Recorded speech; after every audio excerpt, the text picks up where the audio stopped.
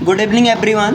10th physics class number 18 है और आज का हम लोग का टॉपिक है विशिष्ट प्रतिरोध। आप लोग भी हेडिंग बना लीजिएगा। विशिष्ट प्रतिरोध, इसको बोलते हैं specific resistance, SPECIFIC, specific resistance, RESISTANCE, okay, specific resistance बोलेंगे। क्लियर है। अब ये क्या होता है विशिष्ट प्रतिरोध, ध्यान से समझिएगा। इसके पहले हम लोगों ने समझा था प्रतिरोध। तो प्रतिरोध क्या होता है? तो प्रतिरोध चालक का वो गुण होता है जिसके वजह से चालक में बहने वाली जो प्रवाहित धारा है उस धारा का विरोध करता है। क्लियर है ना। लेकिन अब क्या होता है, किसी चालक का जो प्रतिरोध होता है, यहाँ लिखिएगा आप लोग, साथ में लिखिएगा, किसी चालक का प्रतिरोध, किसी चालक का प्रतिरोध, किसी चालक का प्रतिरोध।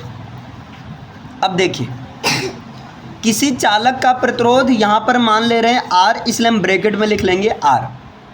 किसी चालक का प्रतिरोध मैंने मान लिया, चालक का प्रतिरोध क्या है? R है, कैपिटल R। अब ये किसी चालक का प्रतिरोध, देखो, उस चालक के लंबाई के अनुक्रमानुपाती होता है। यहाँ लिखिएगा कॉमा लगाकर, उस चालक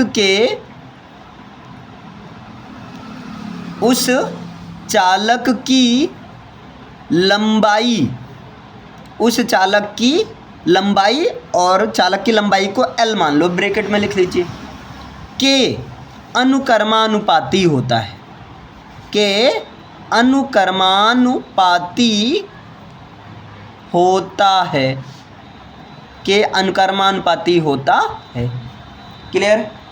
मैंने क्या बोला? किसी चालक का प्रतिरोध यानी कि R उस चालक की लंबाई यानी कि L के अनुक्रमानुपाती होता है। इसका मतलब क्या हुआ? अर्थात लिखिए, अर्थात R अनुक्रमानुपाती L, ये हो गया आपका। और इसको एक बॉक्स में हम लोग कर देते हैं। इसका मतलब अगर चालक तार की लंबाई अधिक होगी तो प्रतिरोध क्या होगा? अधिक होगा। चालक तार की लंबाई कम होगी तो प्रतिरोध क्या होगा? कम होगा। यही वजह है कि खंभों के बीच की दूरी ज़्यादा नहीं रखी जाती। अगर खंभे के बीच की दूरी जब ज़्यादा रखी जाएगी तो वहाँ पर जो चालक में धारा बहेगी ज़्यादा समस्या होगी, ज़्यादा रुकावट होगी। क्लियर है। आप लोग देखे होंगे जब एक लंबे तार के माध्यम से हम कनेक्शन करवाते हैं, एक लंबी डिस्टेंस से, तो वहाँ पर इलेक्ट्रिक करंट का सप्लाई उतना अच्छे से नहीं हो पाता है जितना कि एक कम तार और खिंचे हुए तार से होता है इलेक्ट्रिक करंट का सप्लाई। ये मेरी बात समझ रहे हो आप लोग? देखिए होगी, खंभे पर जो तार होते हैं अक्सर 100-200 मीटर की दूरी पर लगे होते हैं और एकदम तने होते हैं, खिंचे होते हैं, बहुत ज़्यादा ढीले नहीं होते हैं। बहुत ज़्यादा ढीले हो जाते हैं तो वहाँ पर प्रतिरोध का मतलब क्या? प्रतिरोध का मतलब चालक तार में बहने वाली धारा का विरोध करेगा। क्लियर है। तो इससे समस्या होगी। समझ पाए? ये रीजन है। क्यों? डायरेक्ट अनुक्रमानुपाती। अगर चालक तार की लंबाई ज़्यादा तो प्रतिरोध यानी कि रुकावट पैदा करने का काम बिजली में ज़्यादा। अगर चालक तार की लंबाई कम, तो जो चालक तार में जो विद्युत धारा के रुकावट में जो समस्या होगी वो भी कम होगी। अब समझ में आया असली कहानी क्या है इसका? ये वजह है। क्लियर है। आगे ये तो एक बात हो गया। मतलब अगर मैं पूछूं किसी चालक तार का प्रतिरोध किन बातों पर निर्भर करता है, तो उस चालक तार की लंबाई पर। लंबाई के कैसे होता है? अनुक्रमानुपाती। अनुक्रमानुपाती का मतलब क्या? अगर लंबाई ज़्यादा तो प्रतिरोध ज़्यादा, लंबाई कम तो प्रतिरोध कम। लेकिन अब ध्यान से समझो, उनके बीच जो चालक तार का जो प्रतिरोध होगा, आगे लिखिएगा, परंतु लाइन चेंज करके लिखिएगा परंतु, परंतु यह, परंतु यह ब्रैकेट में लिख लीजिएगा आर। नमस्ते बच्चा।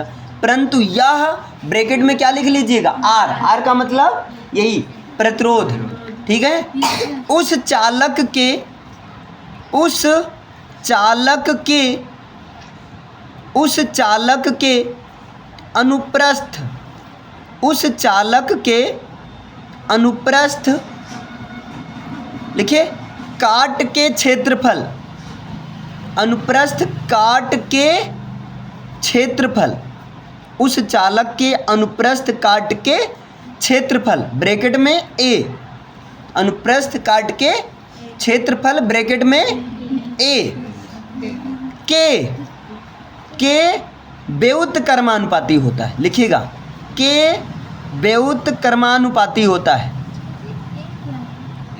अभी सारा बताया जाएगा। के व्युत्क्रमानुपाती होता है, के व्युत्क्रमानुपाती होता है। अब ध्यान से देखिए, मैंने क्या कहा, जो चालक तार का प्रतिरोध होगा उस चालक तार की लंबाई के तो भाई अनुक्रमानुपाती होता है, लेकिन उस चालक के अनुप्रस्थ काट के क्षेत्रफल ए, है ना, यानी कि उस चालक तार की जो लंबाई चौड़ाई का गुणनफल होता है वही तो क्या होता है, क्षेत्रफल होता है। जो क्षेत्रफल होगा उसके क्या होता है, व्युत्क्रमानुपाती होता है। अर्थात इसका मतलब क्या, लिखिए अर्थात आर और यहाँ पर अनुक्रमानुपाती का सिंबल लगाइए और 1/a ये हो गया। इसको बोलेंगे आर व्युत्क्रमानुपाती ए। लिखेंगे आर अनुक्रमानुपाती 1/a, बोलेंगे क्या आर व्युत्क्रमानुपाती ए। अब इसका मतलब क्या है, ध्यान से समझो।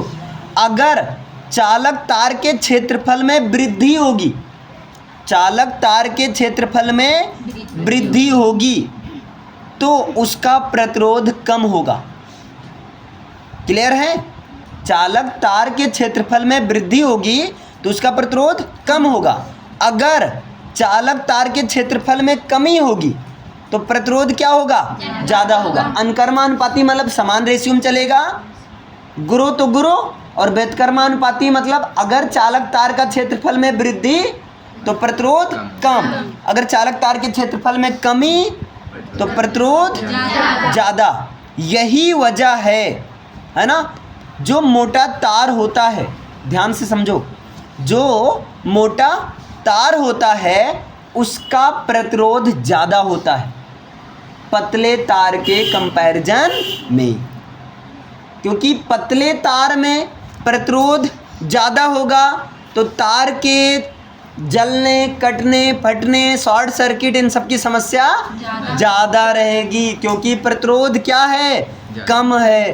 देखिए यहाँ पर यही वजह है कि जो जैसे जो पतले तार होता है ना, पतले तार का क्षेत्रफल कम, इसका मतलब प्रतिरोध ज़्यादा। जब प्रतिरोध ज़्यादा तो प्रतिरोध ज़्यादा का मतलब क्या, उसमें जब ज़्यादा करंट का फ्लो होगा, है ना, तो भाई प्रतिरोध क्या करेगा, उसको रोकने का काम करेगा कि ज़्यादा मत जाओ। लेकिन कब तक विरोध कर पाएगा? तो एक समय के बाद तार क्या होता है, जल जाता है। एक समय के बाद तार क्या होता है, भ्रष्ट हो जाता है। अब समझ में आया? लेकिन मोटा तार है तो मोटे तार का क्षेत्रफल क्या होगा, ज़्यादा होगा, मतलब प्रतिरोध कम होगा। इसलिए मोटा तार ज़्यादा सेफ रहता है। यही वजह है कहीं भी अगर मेन सप्लाई से, मेन जहाँ पर इलेक्ट्रिसिटी का मेन सप्लाई मेन बोर्ड रहता है, मेन बोर्ड के पास बढ़िया तार लगाया जाता है एकदम तंदुरुस्त, ताकि प्रतिरोध क्या रहे, कम रहे। और नॉर्मली जगह हम लोग क्या लगा देते हैं, हल्का पतला तार जहाँ प्रतिरोध ज़्यादा रहता है। समझ में आया? असली वजह ये है, ये चीज़ है। अभी आप लोग एक तरह से थ्योरेटिकल पढ़ रहे हैं तब इतना मज़ा आ रहा है। सपोज करो मान लो अभी इसको प्रैक्टिकल के साथ पढ़ाया जाए तब तो एकदम मास्टर बन जाओगे। क्लियर है? चलो यहाँ पर एक समीकरण यहाँ हो गया, पहला आर अनुक्रमानुपाती एल, दूसरा बन गया आर व्युत्क्रमानुपाती ए। अगर इन दोनों को, अच्छा इन दोनों को अगर हम साथ में कहें तो फाइनली ये दूसरा बन गया। अगर ओवरऑल हम कहें तो ओवरऑल हम क्या कह सकते हैं, अर्थात किसी तार का प्रतिरोध उस तार की लंबाई के अनुक्रमानुपाती, लेकिन उस तार के अनुप्रस्थ काट के क्षेत्रफल के व्युत्क्रमानुपाती होता है। तो अर्थात, लाइन चेंज करके लिखिएगा, अर्थात क्या लिख सकते हैं, बोलो, किसी चालक तार का, लिखिए एक पॉइंट में लिख लीजिए, कोई दिक्कत नहीं। किसी चालक तार का प्रतिरोध, किसी चालक तार का प्रतिरोध, बताओ, किसी चालक तार का प्रतिरोध R, ब्रैकेट में लिखिएगा R, उस चालक तार की, उस चालक, क्या लिख रहा हूं, उस चालक तार की लंबाई यानी कि L, उस चालक तार की लंबाई यानी कि L तथा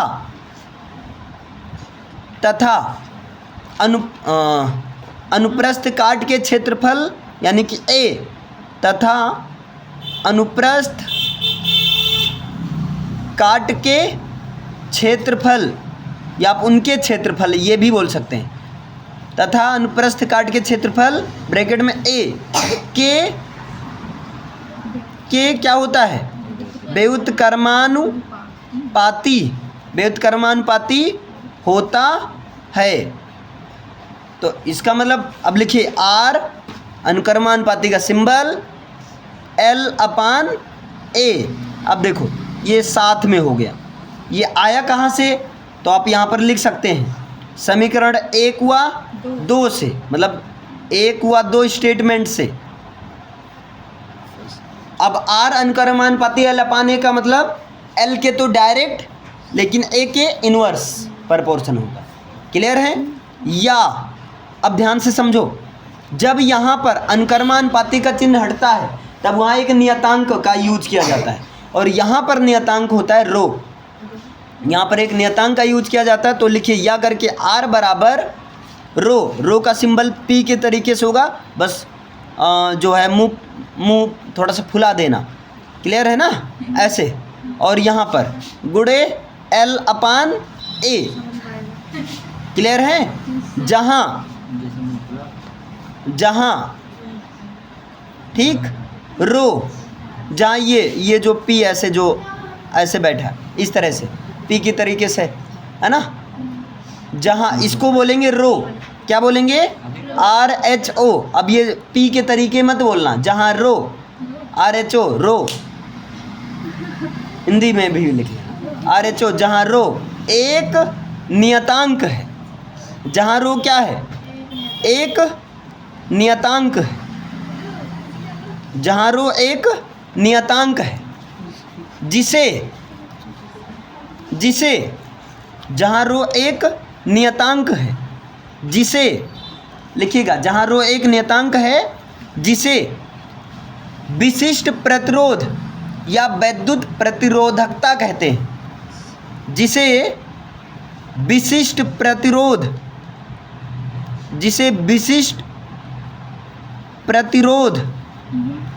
या वैद्युत प्रतिरोधकता कहते हैं, जिसे विशिष्ट प्रतिरोध या वैद्युत प्रतिरोधकता कहते हैं। चाहे विशिष्ट प्रतिरोध बोलो, चाहे वैद्युत प्रतिरोधकता, इलेक्ट्रिकल रेजिस्टिविटी। अब रो बराबर, अब इनको जब क्रॉस मल्टीप्लाई कराएंगे तब बताओ, रो बराबर यानी विशिष्ट प्रतिरोध बराबर क्या हो जाएगा, RA/L, ये सूत्र बन गया। विशिष्ट प्रतिरोध बराबर क्या होगा, लिख लो, रो बराबर RA/L। रो बराबर क्या हो जाएगा भैया, RA/L, रो बराबर RA/L। अच्छा, अब यहाँ पर एक चीज़ और आपको याद रखना होगा, जो विशिष्ट प्रतिरोध का मात्रक होता है ना, वो प्रतिरोध का मात्रक ओम होता है, लेकिन विशिष्ट प्रतिरोध का मात्रक ओम इंटू मीटर होता है। लिख लीजिए, विशिष्ट प्रतिरोध का मात्रक ओम इंटू मीटर होता है। विशिष्ट प्रतिरोध का मात्रक ओम इंटू मीटर होता है। विशिष्ट प्रतिरोध का मात्रक ओम इंटू मीटर होता है। अब भैया इस पर अच्छा खासा क्वेश्चन बनता है। क्लियर है? एक बार फिर से समझाऊं? बोलो। समझा दीजिए। देखिए एक बार देखिए, यहाँ हमने कहा आज हम लोग का टॉपिक है विशिष्ट प्रतिरोध। तो विशिष्ट प्रतिरोध को रो से दिखाते हैं, इसको वैद्युत प्रतिरोधकता भी कहते हैं। अब क्या होता है, किसी चालक का प्रतिरोध उस चालक तार की लंबाई के अनुक्रमानुपाती, लेकिन उस चालक तार के अनुप्रस्थ काट के क्षेत्रफल के व्युत्क्रमानुपाती, अर्थात आर अनुक्रमानुपाती एल अपान ए, आर व्युत्क्रमानुपाती एल अपान ए। जब अनुक्रमानुपाती का आर अनुक्रमानुपाती एल अपान ए, इसका मतलब आर चालक तार का प्रतिरोध उस चालक तार की लंबाई के अनुक्रमानुपाती, लेकिन उस चालक तार के अनुप्रस्थ काट के क्षेत्रफल के व्युत्क्रमानुपाती होता है। जब अनुक्रमानुपाती का चिन्ह हटाया जाएगा, एक नियतांक लगाया जाएगा। यहाँ एक नियतांक लगता है जिसका नाम है रो, है ना, और रो एक नियतांक है, इसी को विशिष्ट प्रतिरोध या वैद्युत प्रतिरोधकता कहते हैं। तो रो बराबर हो जाएगा आर ए अपान एल। विशिष्ट प्रतिरोध का मात्रक होता है ओम इंटू मीटर, जबकि प्रतिरोध का मात्रक होता है मीटर। अरे ओम पाप हो गए। प्रतिरोध का मात्रक ओम, विशिष्ट प्रतिरोध का मात्रक ओम इंटू मीटर। एक क्वेश्चन लिखिए, इस पर न्यूमेरिकल बनता है। 2019 का क्वेश्चन आया, देखो ऐसा घुमाया जाता है।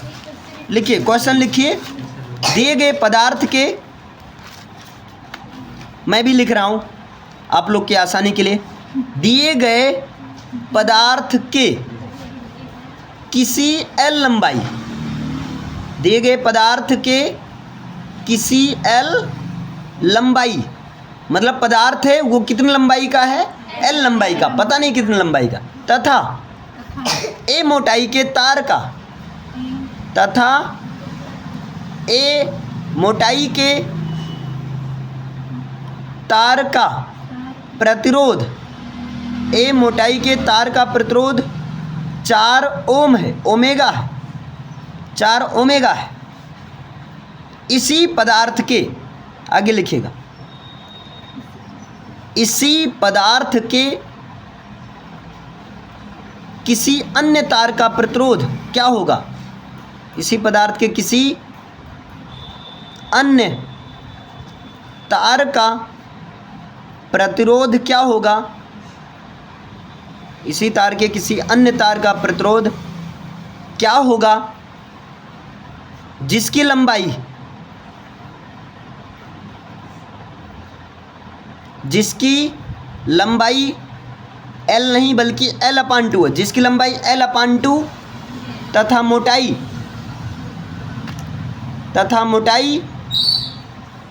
2a है, तथा मोटाई 2a है। 2019 का क्वेश्चन है ये, ध्यान दीजिए।